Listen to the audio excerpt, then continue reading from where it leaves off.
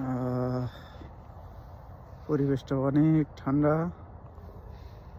Jacket গায়ে দিছি দুইটা, নিচে আর দুইটা গেঞ্জি আছে, দুইটা শর্ট গেঞ্জি এবং একটা হুডি আর একটা জ্যাকেট, টোটাল 4টা গায়ে দিছি। এত পরিমাণ ঠান্ডা ফিল হচ্ছে, আমি বাইরে থাকার মতো খুব একটা কমফোর্টেবল ফিল করছি না। অবশ্য বাইরে বেশিক্ষণ থাকা যাবে না, জাস্ট শুধুমাত্র ভিডিও করার জন্য বাইরে আসছি, এই আর কি। জাস্ট 2-1 মিনিট ভিডিও করে চলে যাব। কমেন্টসে কি যেন বলতেছিলেন যে আগের থেকে কি কেমন হয়েছে, এই পর্যন্তই দেখতে পাইছি, তারপরে আর দেখতে পাইছি না। অবশ্যই আপনি কমেন্টসটা ডিলিট করছেন, ইটস ওকে, নেভার মাইন্ড। আমি দেখতে পারিনি, কারণ সেই টাইমে আপনি যখন কমেন্ট করছিলেন তখন সেই টাইমে আমার এখানে পুরো রাত 1টা কি 2টা বাজে, তখন তো আমি ঘুমাই পড়ছি। প্রতিদিন রাত 8টা-9টার দিকে ঘুমাই পড়ি আর কি।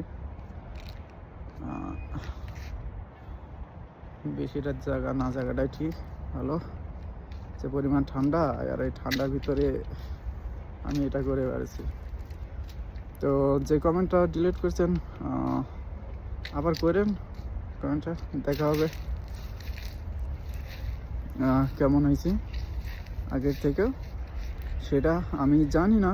আমি আমি আমি সেটা ফিল করতে পারবো না যে আগে কেমন ছিলাম এখন কেমন হয়েছি। তবে সেটা আমার পক্ষে ফিল করা সম্ভব না। হয়তো আশেপাশের আনুষঙ্গিক মানুষ যদি দেখে তাহলে তারা কমেন্টস করতে পারবে যে কেমন হয়েছে না হয়েছে। ঠান্ডার জ্বালা হাত মাত জমে যাইছে একবারে। এখানে একটু বসবো, সবসময় বরফ পড়ে থাকে ভিজা, এখন ভিজা নাই, একটু চেয়ারে বসি আর কি।